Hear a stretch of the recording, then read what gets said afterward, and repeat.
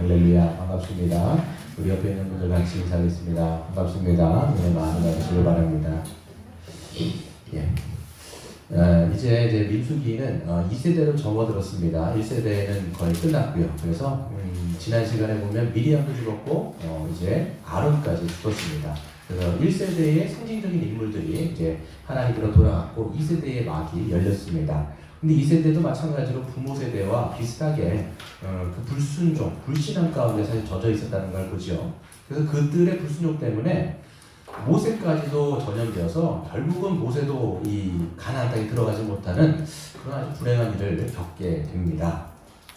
그 다음에 이제 오늘 이제 보시면 하지만 점점 그들이 이제 변해가는 모습들을 우리 곳곳에서 발견할 수 있고 특별히 이 민수기 21장을 보면 참 우리 아이가 달라졌어요 라고 하는 것처럼 이 이스라엘 백성들이 참 많은 모습들이 달라져 있는 모습들을 보게 되어지죠. 그래서 오늘 하나님께서 그들에게 어떤 은혜를 베풀어 주시고 또 그들과 어떻게 동행하시는지를 우리가 말씀을 통해서 전체적으로 다 한번 보도록 하겠습니다. 이제 이스라엘 백성이 21절에 보면 내게 거주하는 땅 쪽으로 이제 계속 전진에 들어가. 제가 지도를 보여드리면 지난 시간에 사실 제가 그 설교를 빠뜨리긴 했는데 그 시나이 반도가 보면요 굉장히 커 보이는 것 같지만 그게 굉장히 작아요. 밑에가 이제 아프리카 지역이에요. 지금의 아프리카 지역이 있고 여기 시나이 반도가 세모골로 붙어 있습니다. 여기서 이제 뭐 홍해를 건너고 밑에 산에 와갖고 여기서 40년 도는데 이 지역 자체가 크기가 얼마나냐면 우리나라 남한의 5분의 3 정도의 크기밖에 안 돼요. 거기를 갖다가 200만 되는 숫자가 막 왔다 갔다 하니까 다른 이제 경계에 있는 민족들이 이 위협감을 느낄 수밖에 없죠. 지금 난민들이 왔다 갔다 하면 사람들이 위협감을 느끼죠. 우리 국가에 들어오지 않을까 맨날 이러잖아요. 이런 것처럼 사람들이 막 떠돌아다니니까 사람들이 굉장히 불안했던 거죠. 그리고 우리가 이제 이 가나안 백성들이 여기에서 40년 돌고 올라와서 들어가는데 에돔 지역으로 들어가려고 했을 때 얘기합니다. 모세가 우리 길 좀 내줘라. 근데 에돔은 에서의 자녀이기 때문에 어떻게 보면 뿌리가 같아요. 그래서 형제라고 얘기할 정도로 얘기를 합니다. 모세가. 그런데 에돔 왕이 안 열어줘요. 너희들 못 들어간다. 그래서 칼을 들고 지킵니다. 그래가지고 이 에돔 지역을 우회하면서 그 다음에 에돔 위에 있는 게 모압, 암몬이에요. 거기로 이렇게 막 들어가는 이제 장면들이 있는데 여기서도 이제 첫 번째 하나님이 승리를 주세요. 이 네겝에 있는 가나안 지역에 아직 그 가나안 오른쪽 지역에 있는 사람들이 못 들어오게 하면서 막습니다. 하지만 하나님이 그들을 이스라엘 백성들의 손에 붙이셔가지고 이기게 하셔가지고 첫 번째 승리를 겪는 거예요. 승리를 하죠. 그래서 하나님께서 그들을 다 멸하게 하심으로 이름을 호르마라 얘기하는데 호르마가 이제 다 멸했다라는 뜻이죠. 여기서 승리를 경험하죠. 근데 또 문제는 이제 4절부터 9절까지 보시면 여기에서 또 우리가 잘 알고 있는 사건이 등장합니다. 그게 뭐냐면 이제 노뱀 사건이죠. 호르산에서 이제 출발하여 4절에 보면 길을 따라 에돔 땅을 우회하려 하였다. 그렇죠. 못 들어가게 하니까 우회했죠. 백성들의 마음이 상했어요. 여기서 마음이 상하다라고 얘기하는 것은 영어 성경에도 보면 이 인내가 짧아졌어요. 그러니까 더 이상 인내하지 못하는 거예요. 조금 이제 지금까지 돌아왔잖아요. 근데 또 돌아가는 것 때문에 마음이 상해가지고 불평하기 시작합니다. 인내하지 못해가지고 그래서 하나님과 모세를 향해 원망하죠. 지금까지는 모세와 아론을 원망했는데 아론이 죽었잖아요. 그러니까 이제는 그 자리에 하나님이 보면 하나님에 대한 언급이 없었어요 지금까지. 근데 하나님을 직접적으로 언급하면서 모세와 이제 원망을 하기 시작합니다. 근데 뭐 그들의 내용은 이제 뻔하죠. 보시면 내용이 이제 5절이에요. 어찌하여 우리를 애굽에서 인도에 내어서 이 광야에서 죽게 하는가? 이곳에는 먹을 것도 없고 물도 없고 우리 마음이 이 하찮은 음식을 싫어한다. 하찮은 음식이 뭐겠어요? 망나 메추라기겠죠? 더 이상 질려서 못 먹겠다라는 거예요. 이거 너무 짜증난다. 이거 너무 보면 볼수록 신물난다. 라고 할 정도로 하나님이 주신 은혜에 대해서 굉장히 이제 폄하할 뿐만 아니라 발로 뭉개버리는 그런 사건이 있습니다. 이건 이제 너무 자주 나와가지고 이제 어색하지 않죠? 근데 여기서 이제 사건이 나오는데 6절에 보시면 하나님이 불뱀을 백성들에 보내어서 백성들을 물게 하셔가지고 많은 백성들이 거기서 죽게 됩니다. 이 불뱀이라고 하는 건 뭐냐면 이제 뱀이 이제 불처럼 생긴 게 아니에요. 그 독사인데요. 독사가 물게 되어지면 이 몸이 시커멓게 타는 정도로 해가지고 상하게 된다고 합니다. 그렇기 때문에 이 독사를 이제 불뱀이라고 묘사하고 있고, 하나님이 보시면 불뱀을 그들에게 막 풀어가지고 뭐 이런 거 있잖아요. 막 사람들이 있는데다가 뱀을 이렇게 풀어놓는 그런 형국이 아니에요. 지금 사막에는 원래 뱀이 있는 게 지극히 당연한 거예요. 근데 지금까지 그 불뱀들이 그들을 물지 못하게 막으신 게 하나님의 보호였거든요. 그거를 열어버린 거예요. 네. 원래 당연한 건데 사막에서 하나님이 그 빗장을 열었어요. 그래서 여기서 보내다라는 뜻 자체가 원래 원어를 보시면 언락이라고 되어 있어요. 이거 닫혀있는 것을 풀어버린 거예요. 그래갖고 이 뱀들이 뚫고 들어온 거죠. 그래서 막 물어버린 거예요. 그랬더니 이제 사람들이 픽 쓰러져 나가는 거죠. 독사에 물렸기 때문에 독이 온몸에 퍼지는 거예요. 그러니까 그때 이제 이 백성들이 자중하면서 하나님 앞에 모세에게 얘기합니다. 기도 좀 빨리 해줘서 우리를 하나님께서 이 심판에서 거두게 해달라고 이야기를 합니다. 그래서 모세는 그 백성들을 위해서 기도했죠. 그랬더니 하나님이 모세에게 말씀하신 내용이 뭐였냐면, 너는 장대에다가 놋뱀을 만들어라. 놋뱀을 만들어갖고 그것을 들어 올린 다음에 그것을 보는 사람은 살 것이다 라고 하는 하나님의 구원의 길을 열어주십니다. 그래서 모세는 이제 당연히 하나님이 말씀하시는 대로 놋뱀을 만들어서 높이 달았습니다. 그런데 그 문제는 뭐냐면 그것을 본 자는 산 거예요. 네, 그것을 본 자는 산 거예요. 근데 어떤 사람은 안 봤을까요? 그것을 안 본 사람은 죽은 거예요. 거기서도 여러분 본 사람이 있고 안 본 사람이 있습니다. 누가 봤냐면 이게 지금 자기들이 당하는 게 하나님이 주신 심판이라는 걸 아는 사람. 그렇기 때문에 이 구원의 방편도 하나님이 구원의 방편을 세웠다는 것을 믿는 사람은 본 거예요. 근데 어떤 사람은 안 봤냐면 이 심판이 하나님께로부터 왔다는 걸 안 믿는 사람, 그리고 이렇게 세우신 것도 하나님의 구원의 방편이라는 것을 안 믿는 사람은 안 보고 죽어가면서 결국 죽어버린 거예요. 여러분 잘 생각해 보시면요, 여러분이 뱀에 물렸다고 생각해 보세요. 독사에 지금 딱 물렸어요. 막 이 독이 막 퍼져가고 있으면서 여러분의 살까지 까맣게 타들어가고 있어요. 근데 놋뱀을 딱 들어올려서 그거 보면서 한다고 얘기했을 때 여러분 어떤 일들 하겠어요?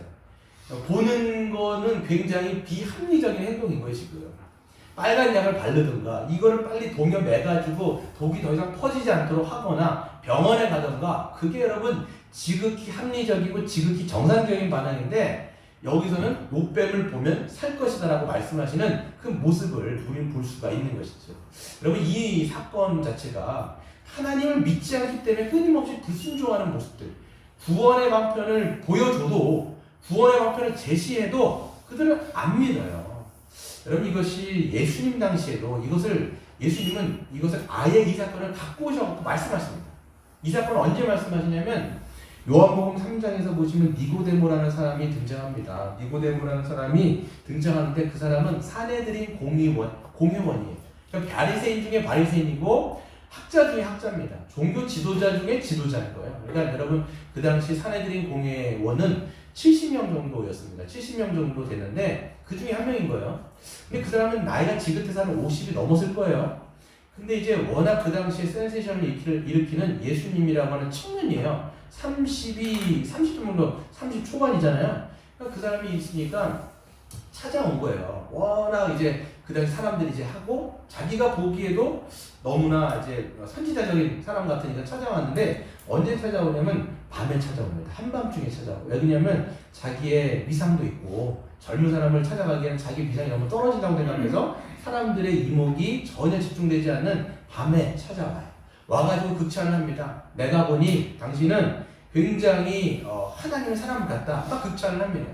근데 예수님 그때 뭐라고 말씀하시냐면 다짜고짜 거듭나지 아니하면 하나님의 나라를 볼 수 없다, 이런 얘기를 하시는 거예요. 다짜고짜. 그러니까 이 사람이 어이가 없죠. 왜냐하면 자기가 이해가 안 되는 거예요. 거듭나야 하나님 나라에 들어갈 수 있다라면 내가 다시 어머니 뱃속에서 다시 태어나와 다시 들어갔다 나와야 되느냐, 이런 얘기를 하는 거예요. 그러니까 예수님 뭐라고 말씀하시냐면 아니다. 물과 성령으로 거듭나지 아니하면 누구도 하나님의 나라에 들어갈 수 없다라고 말씀하시는 거죠. 그러니까 그 사람이 뭐라고 얘기하냐면 어떻게 그런 일이 가능하겠습니까? 라는 얘기를 하는 거예요. 이게 무슨 얘기냐면 예수님은 하나님 나라가 있는데 모두가 죄인인 거예요. 그렇기 때문에 그 나라는 아무도 들어갈 수 없어요. 죄인은 아무도 들어갈 수 없어요. 거듭나지 않으면, 하늘로부터 태어나지 않으면 모두가 들어갈 수 없어요. 그러니까 물어보니까 어떻게 그 일이 가능합니까?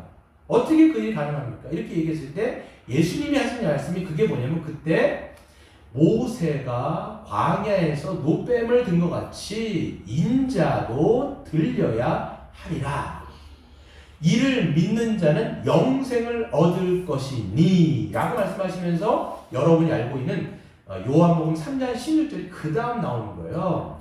하나님이 세상을 이처럼 사랑하사 독생자를 주셨으니 이는 그를 믿는 자마다 멸망하지 않고 영생을 얻게 하려 하시리라. 중들도 알고 있는 말씀이잖아요. 그 말씀이 거기 붙어 있는 거예요. 그러니까 여러분 보시면 하나님 나라는 누구도 못 들어가는데 하나님이 세우신 그 십자가, 예수님이 지금 이걸요 십자가 사건으로 연결해서 아직까지 죽기 전이심에도 불구하고 그 십자가를 하나님이 구원의 방편을 세우실 것인데 이거를 믿는 자마다 영생을 얻을 것이다 라고 말씀을 하신 것이죠. 그럼 이것이 어떻게 가능하냐 라고 보시면 그 모세 때에도 보면 이 심판당한 것을 이 노뱀에다 하나님이 전가하셔가지고 이들의 죄를 여기다 전가해서, 그래서 그것을 믿는 자, 하나님이 세우신 구원의 방편을 보는 자, 믿는 자는 산 거예요. 지금도 마찬가지입니다. 예수 그리스도께서 우리의 모든 하나님의 심판을 당신께서 끌어안으시고 자기가 십자가에서 죽으신 거예요. 그렇기 때문에 하나님의 심판의 도구이자 우리의 구원의 유일한 길이신 그 십자가를 믿는 자는 하나님 앞에 모든 죄를 용서함 받고 어떻게 되는 거예요? 하나님 앞에 영생을 얻어 하나님 나라에 들어갈 수 있는 자격을 얻게 되어진다라는 것이 성경의 증언인 것이에요. 근데 여러분 보시면요, 모세 당시에도 그랬고 예수님 당시에도 그랬고 지금도 그랬고요, 안 믿어요. 안 봅니다. 왜 그러냐면 이게 말 같지가 않은 거예요. 아니 우리가 죄인이라고 하나님의 심판이 부어졌다고, 그리고 하나님의 심판이 우리가 아니라 저 예수에게 부어졌다고, 말도 안 되는 소리야 라고 하면서 요즘에도 믿지 않는 거예요. 여러분 지금 시대는요 어떤 시대냐면 눈에 보이는 것은 없다라고 생각하는 시대입니다. 여러분 생각해 보세요. 눈에 없는 건 안 보이는 거예요. 눈에 보이는 것을 따라서 살아가는 시대가 지금 시대 아닙니까? 그렇기 때문에 여러분 보시면요, 여러분의 영혼 보여요? 안 보이잖아요. 그러니까 눈에 보이기 때문에 사람들은요, 지금 생각해 보면 여러분 건강, 몸의 건강은 굉장히 챙기잖아요. 근데 여러분 영혼이라는 것을 안 보이니까 안 챙긴단 말이에요. 그러니까 여러분 보시면 몸의 건강을 여러분 뭐 요즘에 뭐 이렇게 그냥 인터넷 같은 데라든지 뭐 이런 데 보시면 몸의 건강을 엄청 챙깁니다. 그래가지고 뭐 이거 운동하고 또 뭡니까? 그 다음에 뭐 좋은 거 먹기도 하고, 뭐 물론 당연하죠. 운동도 해야 되고 좋은 거 먹기도 해야 돼요. 그것처럼 영혼이 있다는 것을 사람들은 안 믿죠. 그러니까 영혼에 대해서는 방치합니다. 그러니까 지금은 눈에 보이는 것을 따라서 살아가는 이 시대가 그런 시대인 거예요. 그러니까 지금 보면 이 눈에 보이지 않는 영혼, 그렇죠? 영혼. 그러니까 이 영혼이 병들었다. 우리 독사에게 물려갖고 영혼이 병든 것처럼 우리가 죽어가고 있다. 안 보이니까 안 믿는 거예요. 우리가 그렇기 때문에 영혼이 병들고 죄 가운데 있고 그 다음에 하나님의 심판이 있다. 이렇게 얘기해도 사람들은요, 이게 눈에 다 안 보이는 거잖아요. 그럼 죄가 보입니까? 하나님이 보입니까? 하나님의 심판이 보입니까? 그렇기 때문에 이런 것을 다 말로 안 되는 것처럼 생각하는 시대가 지금 시대인 거죠. 그러니까 이런 게 안 믿겨지니까 뭐도 안 믿겨지냐면 하나님이 세우신 십자가도 이게 여러분 안 믿겨지는 거예요. 우리의 죄를 위해서 예수라는 사람이 우리의 죄를 엎어쓰고 대신 죽었다고? 그게 말이나 돼? 가당키나 해? 라고 얘기하면서 지금도 그 십자가를 쳐다보지 않고 자기가 죽어가는 것도 알지 못하면서 결국 죽어가는 것이죠.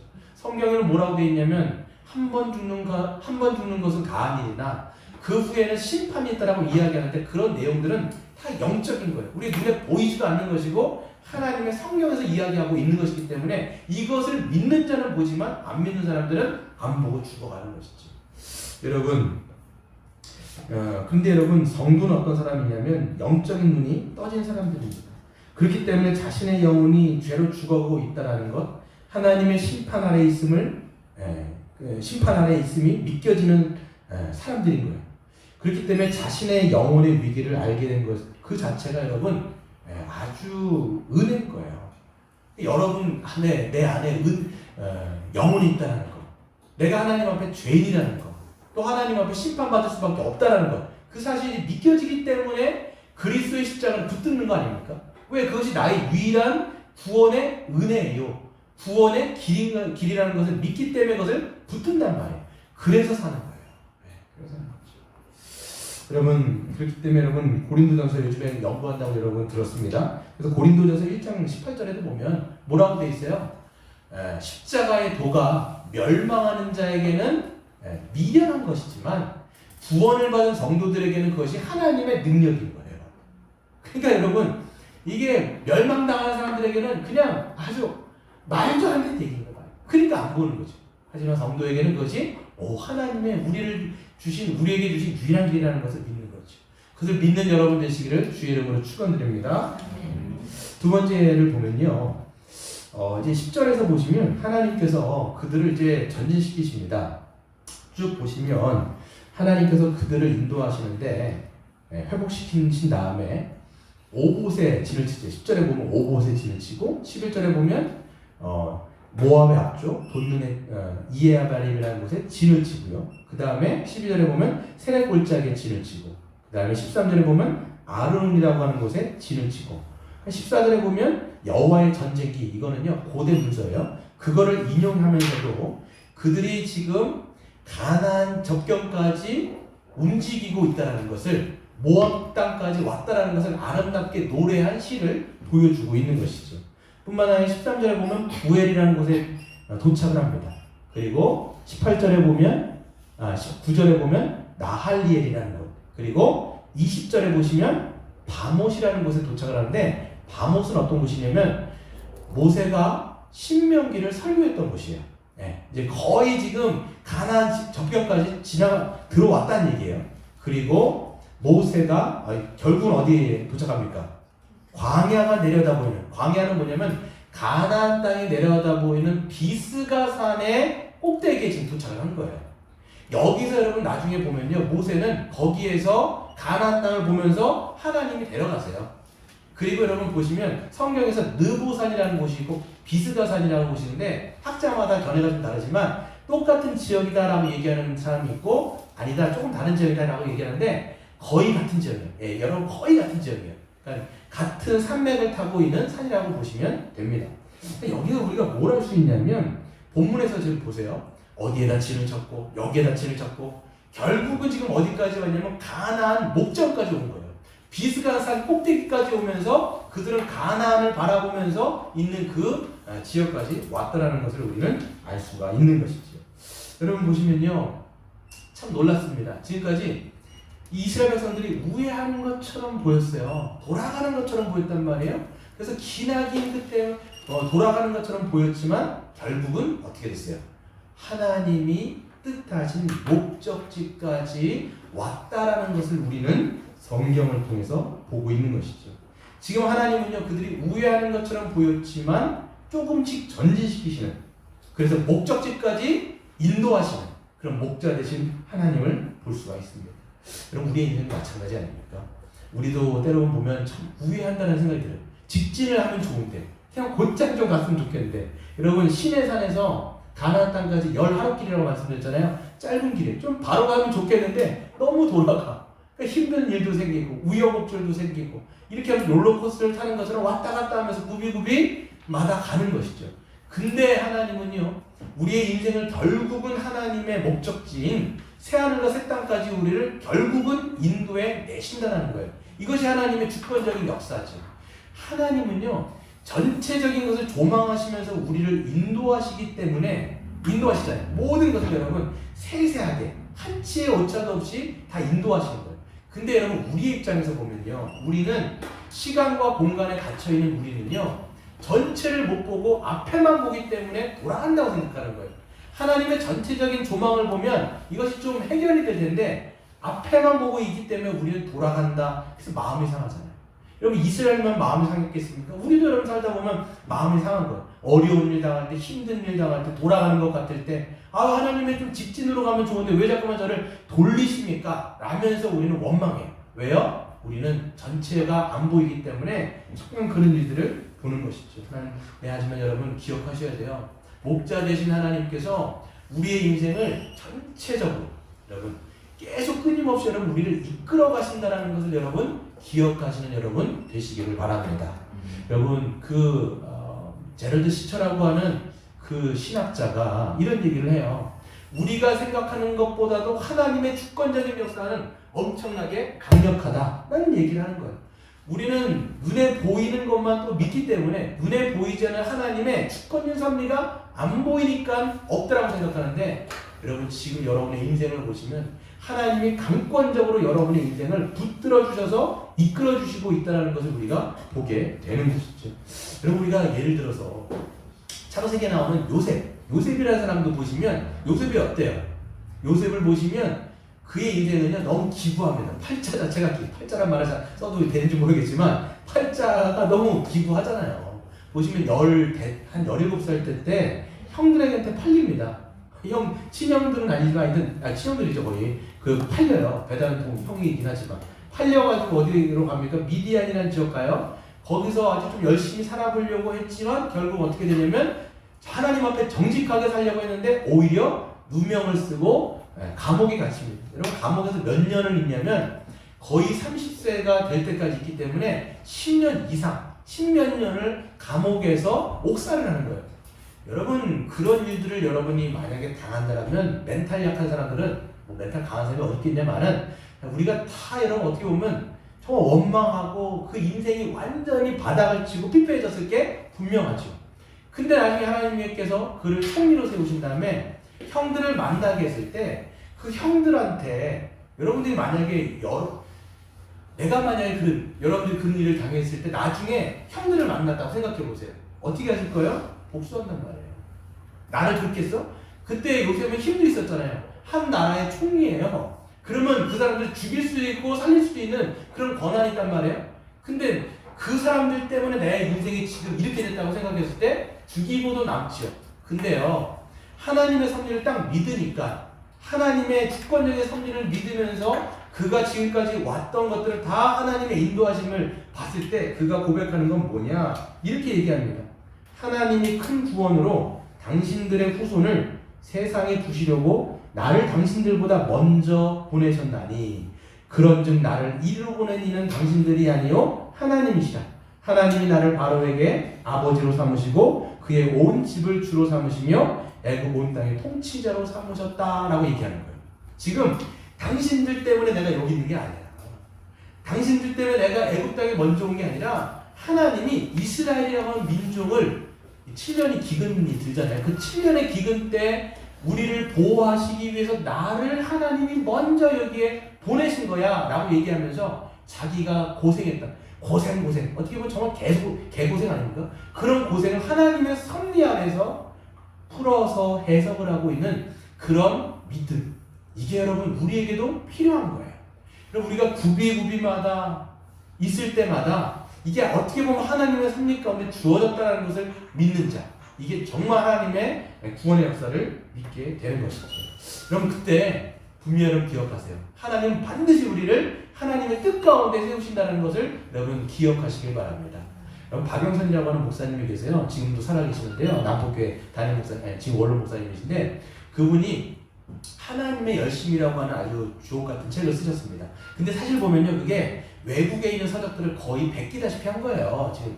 근데 그 당시 이게 80년도에 나온 책이니까요. 그 당시 굉장히 센세이션을 일으켰던 책입니다. 왜 그러냐면 그때 한국 교회는요 대부분 창세기를 강의 설교할 때 어떻게 하냐면 이런 아브라함처럼, 이런 이삭처럼, 이런 야곱처럼 믿음으로 하나님 앞에 순종하십시오. 그러면 하나님께서 은혜 베풀어 주십시오. 대부분 이런 설교했어요. 근데 그 성경은 그런 내용을 하는 게 아니거든요. 아브라함이 믿음의 영웅이 아니에요. 여러분 아시겠지만 하나님이 영웅이에요. 근데 이분은요 책을 보면서 성경대로 쓴 거예요. 하나님이 성경의 영웅이다. 그 하나님의 영웅 되심을 드러내는 책이 뭐냐면 하나님의 열심이에요. 거기서 이런 표현을 씁니다. 거기서 보면 우리의 구원은 어떤 구원이냐면 마치 서울에서 부산까지 내려가는 기차를 타는 것과 똑같은 거예요. 그렇죠? 그러니까 여러분 우리가 만약에 이 열차에 타게 되면 어떻게 되죠? 우리는 서울에서 부산까지 내려가게 됩니다. 그렇죠? 아무리 우리가 부산에 내려가기 싫다고 해가지고 서울 쪽으로 만약에 기차 뒷칸으로 만약 우리가 그냥 간다 할지라도 결국은 어디로 가요? 부산으로 내려가는 거예요. 그럼 우리의 구원이 이와 같고 하나님의 주권적인 역사가 이와 같더라는 거예요. 우리가 그리스도 안에 우리가 붙잡히가 되어지면 누가 그리스도의 사랑에서 우리를 끊으리요 라고 성경에서 말씀하고 있는 것처럼 하나님께서는 결국은 우리를 하나님의 뜻하신 자리까지 데리고 가시는 거예요. 사도 바울의 역사도 마찬가지고 모든 삶의 역사가 마찬가지죠. 여러분 하나님의 이런 주권적인 역사를 믿는 여러분 되시기를 바랍니다. 근데 여기서 보면요, 놀랍게도 하나님의 주권적인 역사가 있기 때문에 그 사람들이 변화되어지는 모습이 있어요. 어떤 변화가 있냐면 믿음으로 반응하기 시작해요. 오늘 여러분 읽어보시면요, 18절에 이런 구절이 나오죠. 부엘에 이르니, 부엘이라는 건 우물이라는 뜻인데요, 부엘은 여호와께서 모세에게 명령하시기를 백성을 모으라, 내가 그들에게 물을 주리라 하시던 그곳인 거예요. 이때도 지금 보면요, 물이 없었나 봐요. 막 지를 쳤는데 물이 또 없어요. 그럼 예전 같았으면 또 막 난리 났을 거예요. 왜 물 안 주냐, 왜 또 원망한단 말이에요. 근데 여기서는요, 원망 안 해요. 원망을 안 하고 이때는 하나님의 약속을 믿음으로 그들이 하나님 앞에 구하기 시작합니다. 하나님 물 주십시오. 우물물아 솟아나라, 우물물아 솟아나라고 얘기하면서 기도하기 시작합니다. 그때 하나님은요, 보시면 이들에게 지금까지 막 반석을 터뜨려가지고 물을 내줬잖아요. 요번에 안 그렇게 하세요. 그들로 하여금 지하수가 흐르는 광맥, 지하수가 흐르는 수맥을 찾게 하셔서 삽을 떠서 그것을 팜으로 말미암아 물을 마시도록 하시는 하나님의 은혜를 보게 되는 거죠. 이들이 지금 신앙이 잘한 것 같아요. 그냥 주시는 게 아니라 믿음으로 들어갔을 때 거기에서 물을 뿜어주시는 하나님. 보세요, 17절. 그때 이스라엘이 노래하여 이르되 우물물아 솟아나라, 너희는 그것을 노래하라. 이 우물은 지휘관들이 팠고 백성들의 귀인들이 규와 지팡이로 판 것이라 하였더라. 그들은 광야에서 맞다나에 이르렀다. 이렇게 얘기하잖아요. 이 사람들은요, 그 하나님 앞에 간구할 뿐만 아니라 믿음으로 삽을 떠서 그 우물물을 파는 모습들을 보게 되는 것입니다. 여러분, 하나님은요, 믿음으로 반응한 사람들에게 은혜를 베풀어 주시기를 기뻐하시는 것이죠. 그래서 하나님은 이 모든 것들을 어떻게 보면 이 하나님의 주권을 정말 믿는다라는, 여러분 정말 하나님의 주권을 정말 믿는다라면 하나님이 세우신 노뱀을 보게 돼 있어요. 하나님의 주권을 정말 믿는다라 그러면 정말 그 믿음으로 구하면서 하나님 앞에 믿음으로 순종하여 나아가는 모습을 보게 되는 것이죠. 여러분, 우리가 생각해 보면요, 어떤 이제 이 하나님의 주권을 잘못 오해하면 어떤 일들이 발생하냐면 아무것도 안 해도 하나님이 다 하신다 이런 거예요. 그러니까 이런 거예요. 감나무가 떨어지도록 밑에 그 입을 벌리고 기다리고 있는 것, 아무것도 안 하는 거예요. 여러분, 그건 게으른 거예요. 정말 믿는 사람, 하나님의 주권을 정말 믿는 사람은 자기의 일상에서 최선을 다하고 믿음으로 행하게 되어 있어요. 여러분, 이것을 여러분 정말 기억하셔야 됩니다. 여러분, 그 성경은요, 하나님의 주권 100%, 인간의 책임 100%, 이게 여러분 오묘하게 여러분 섞여서 우리의 인생을 인도하신다라니까요. 그렇죠? 그러니까 이게 어디서부터 하나님의 주권이고 어디서부터 인간의 책임입니까? 이게 물을 때 이건 성경에서는요, 그런 신비에 가려져 있는 거예요. 그러니까 성경도 보면 뭐라고 되어 있냐면 모든 걸 하나님 다 책임져 주시면 뭐하러 예수님께서 너희를 구하라, 너희는 찾으라, 너희는 두드리라, 두드리는 자에게 열릴 것이요 찾는 자에게 하나님께서 주실 것이다, 이렇게 하나님 말씀하시잖아요. 근데 여러분, 인간의 책임이 있는 거예요. 믿음으로 행하는 자. 여러분 기억하시면 만약에 하나님이 다 해주실 거면 제가 설교를 뭐하러 준비할까요? 그냥 하나님 그냥 저에게 직통 계시로 그냥 모든 거 다 말씀하게 해주시는 게 아니잖아요 지금. 그러니까 저도 설교를 준비할 때 어떻게 합니까? 성경을 읽고 연구하고 다른 책들도 제가 조사하고 연구해서 이것들을 스크립트까지 다 써가지고 이것들을 하나님 앞에 믿음의 행인 거예요. 제가 하나님의 주권 어떤 거냐면 제가 준비한 것은 정말 오병인 거예요. 오병이요. 아무도 먹을 수 없는, 아무리 최선을 설교자가 다 한다 할지라도 이건 오병이거든요. 근데 이거를 풀어서 모든 사람이 먹을 수 있도록 하나님은 저의 믿음을 통하여 역사하시는 거죠. 그럼 이게 아주 하나님의 주권과 인간의 책임 가운데 오묘하게 섞여 있는 거예요. 우리도 마찬가지입니다. 그냥 하나님께서 여러분에게 은혜 베풀어 주신 거 아니에요. 근데 이게 아니라 하나님은 은혜의 방편을 사용하신다니까요. 뭐예요? 예배하는 자리에 하나님께서 오기를 기뻐하시고, 또 우리가 소그룹 모임을 통해서 그 말씀을 나눌 때 그 은혜를 받게 하시고, 또 함께 서로가 성도 간의 교제를 누릴 때에 함께 그 은혜를 통하여 여러분의 심령이 강하여지고 그리스도의 장성한 분량까지 함께 자라가게 되어지며 한 몸 한 교회로서 우리가 점점 성장되어지는 거. 이게 여러분 우리에게 베풀어지는 은혜라니까요. 그러니까 믿음의 영역이 있어요. 믿음으로 이 사람들이 땀을 흘려가고 땅을 파잖아요. 지금 그냥 물이 솟는 게 아니라니까요. 그러니까 그 은혜의 수맥을 찾아서 믿음으로 여러분 순종의 자리로 나아가시는 저와 여러분 되시기를 바랍니다. 여러분 여기가 있는 거예요. 그러니까 여러분 하나님이 다 하실 거면, 전도도 하나님이 다 하실 거면 그냥 여러분 하나님이 데리고 다 오시는 거예요. 그게 아니라 전도에 미련한 것을 사용하셔서 하나님 어떻게 하세요? 우리 같은 자격 없는 자들을 하나님이 천국 백성으로 우리를 삼아주셔서 우리를 아름다운 전도의 발로 삼으시는 거예요. 지금 우리가 전도의 문이 막혔는데, 여러분 전도의 문이 막혔다고 우리가 그냥 내버려 둘 수는 없는 것 같아요. 하나님의 전략을 우리가 받아야 돼요. 그래서 여러분 우리가 기도하고 있잖아요. 목요일 따마다 우리가 기도하는데 그 중에 하나가 하나님 전도의 문이 열릴 수 있도록 인도해달라고 기도할 뿐만 아니라 뭘 해야 되냐면 우리가 전략을 짜야 되는 거예요. 구약에서도 보면 전략이 없는 백성은 망하는 거예요. 하나님 앞에 우리가 전략을 구하고 지혜를 구하면서 하나님 앞에 하나님을 붙드는 자, 복음을 어떻게 영화롭게 할 수 있을까를 고민하는 자에게는 하나님은 반드시 지혜를 주셔서 길을 열어주세요. 그러니까 여러분 우리가 기도하면서 하나님 앞에 어떻게 우리가 이 교회가 더 교회될 수 있도록 믿음으로 순종할까를 고민하시는 여러분 되시기를 바랍니다. 여러분 마음 가운데 또 칼칼한 분들 있어요.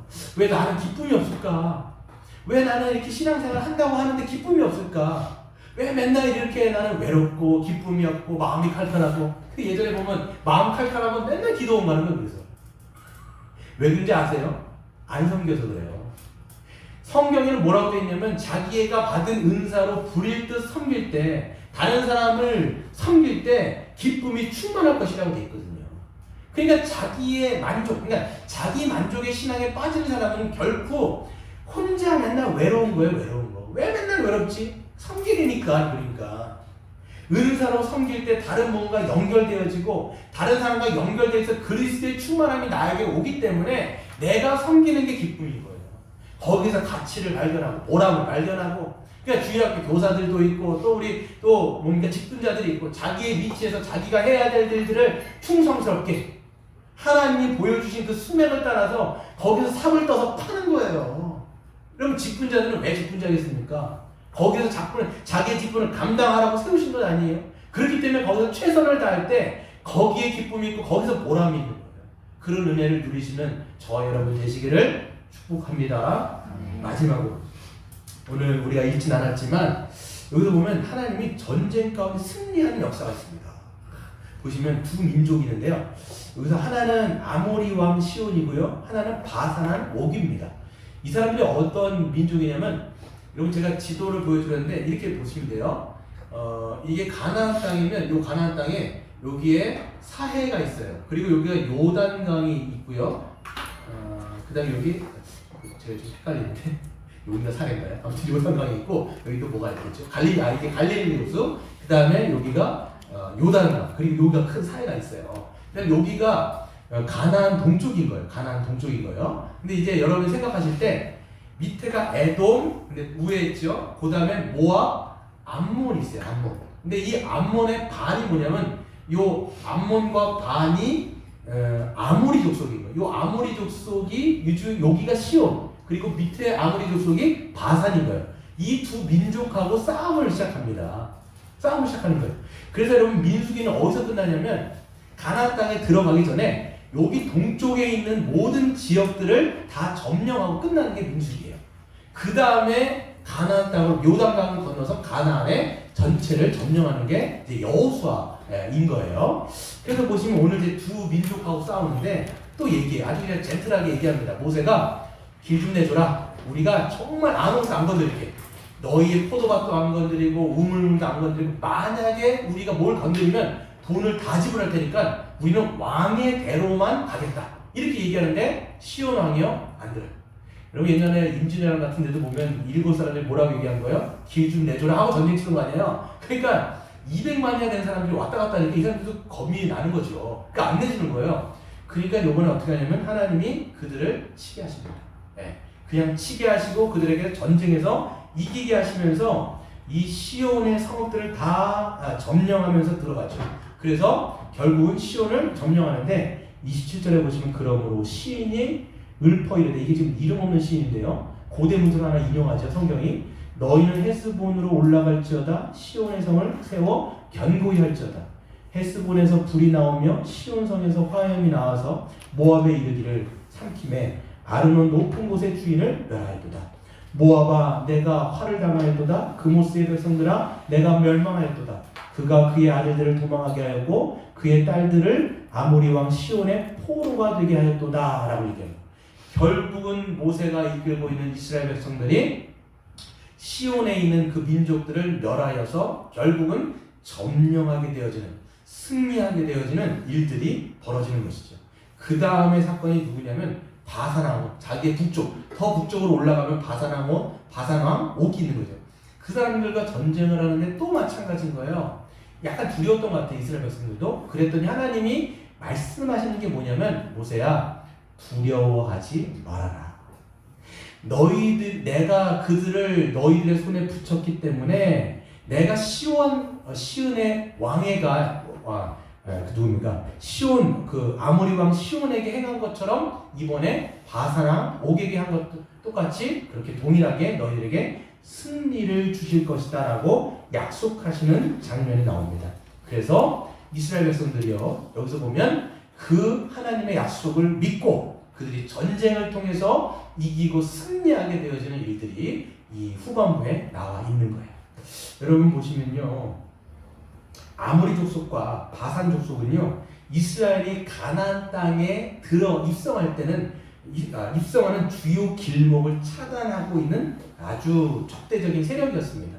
그렇기 때문에 그들과 직면하지 아니하면 그들은 가나안 땅에 들어갈 수가 없어요. 그렇기 때문에 하나님은 그들을 이스라엘 손에 넘기셔서 전쟁에서 승리하게 하셨습니다. 근데 보시면요 여러분 민수기 전체 읽어보시면 한 번도 이 사람들이 승리해 본 적이 없어요. 거의 승리의 경험이 전무합니다. 근데 21장을 통해서 하나님은 그들에게 승리를 맛보게 하시고 경험하게 하셔서 결국은 이 하나님을 믿는 신앙이 무엇인지를 더욱더 알게 하시는 그런 모습을 보게 하는 것이죠. 근데 여러분 이 전쟁은요 시작에 불과합니다. 아직 끝이 난 게 아니라 이게 시작인 거예요. 이제 여러분 다음 주도 볼 게 뭐냐면 모압의 왕과 싸우는 장면이 좀 있어요.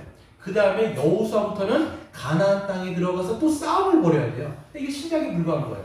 근데 여러분 중요한 게 뭐냐면 전쟁에서 승리한 경험이 중요한 거예요.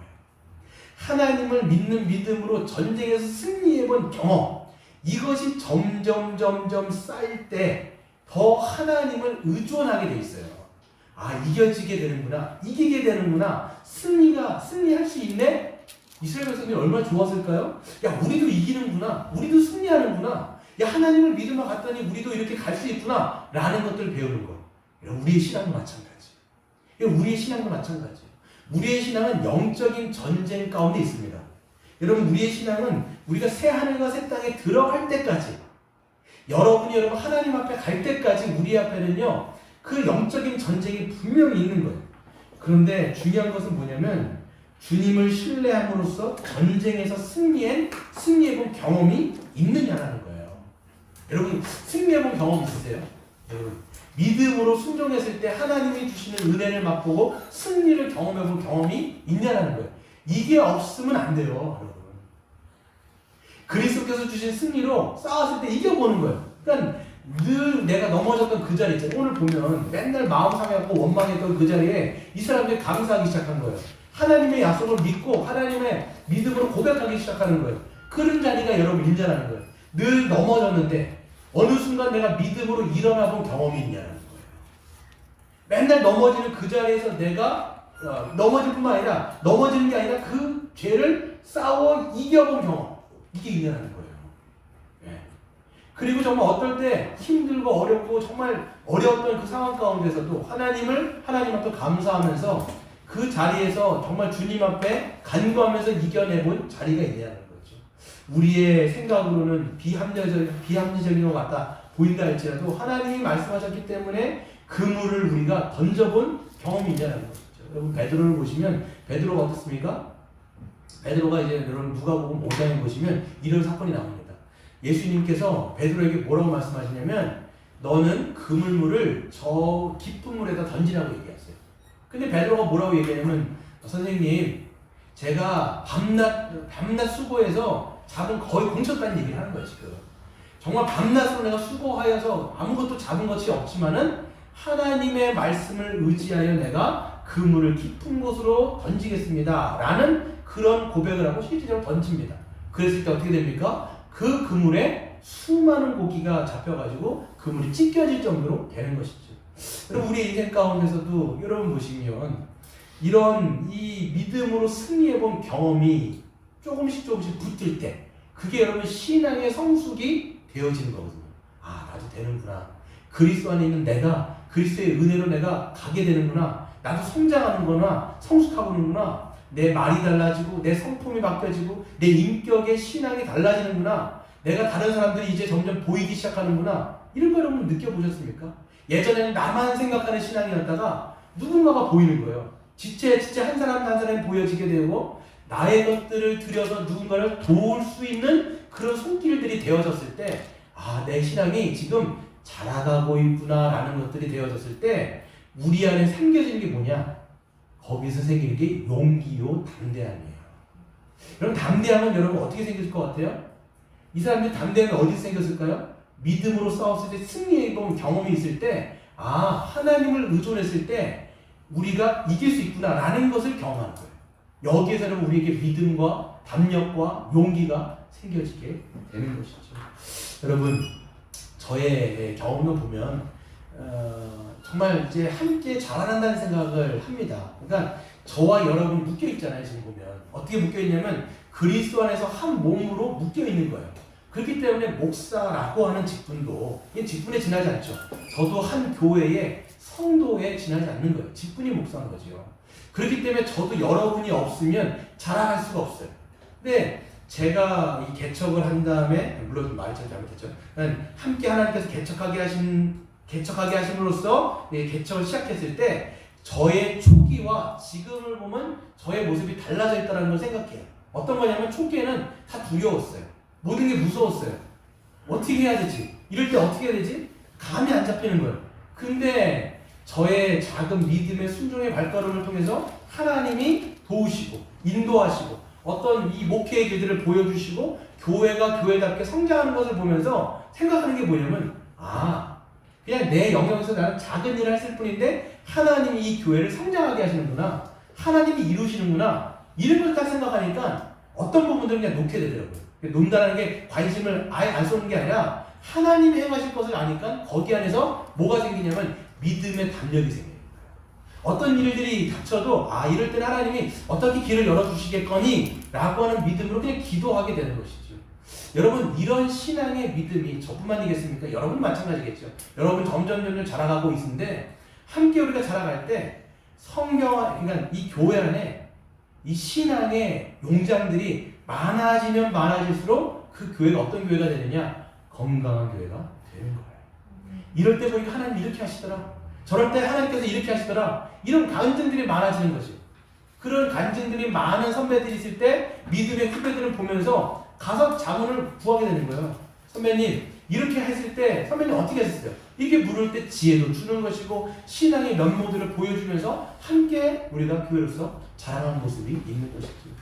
그런 은혜가 우리 교회 가운데 있기를 주의 이름으로 축원드립니다.